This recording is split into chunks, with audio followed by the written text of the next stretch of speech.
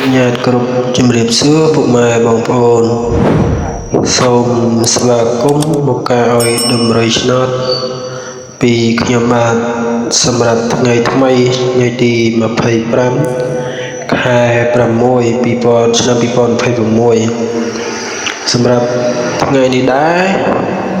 តម្រុយឆ្នោតពីម្សិលមិញចូលរួមសោកស្ដាយពុកម៉ែបងប្អូនអត់បានចូលទេ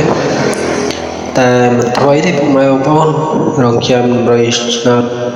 ថ្ងៃស្អែកបន្តទៀតថ្ងៃទី25ចឹងមុននឹងចូលឲ្យតម្រុយឆ្នោតព្រីលេខផ្សេងៗចែកជូនពុកម៉ែបងប្អូនសូមពឹងពុកម៉ែបងប្អូនជួយ like វីដេអូ Subscribe ដាក់រូបកណ្ដឹងម្នាក់មួយផង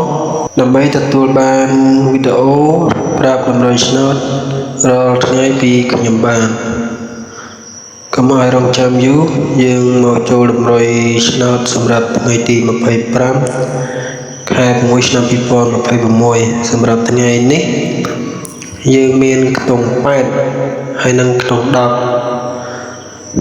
យើងមាន86 85 21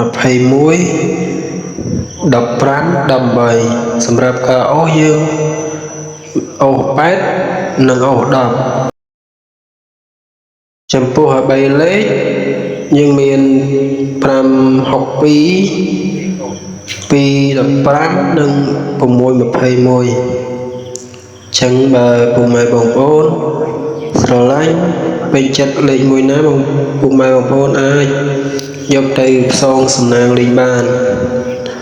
បាទអរគុណសម្រាប់តម្រុយឆ្នោតថ្ងៃនេះយើងមានតែប៉ុណ្្នឹងទេជួបគ្នានៅតម្រុយឆ្នោតថ្ងៃស្អែកទៀតអរគុណពុកម៉ែបងប្អូនជម្រាបលា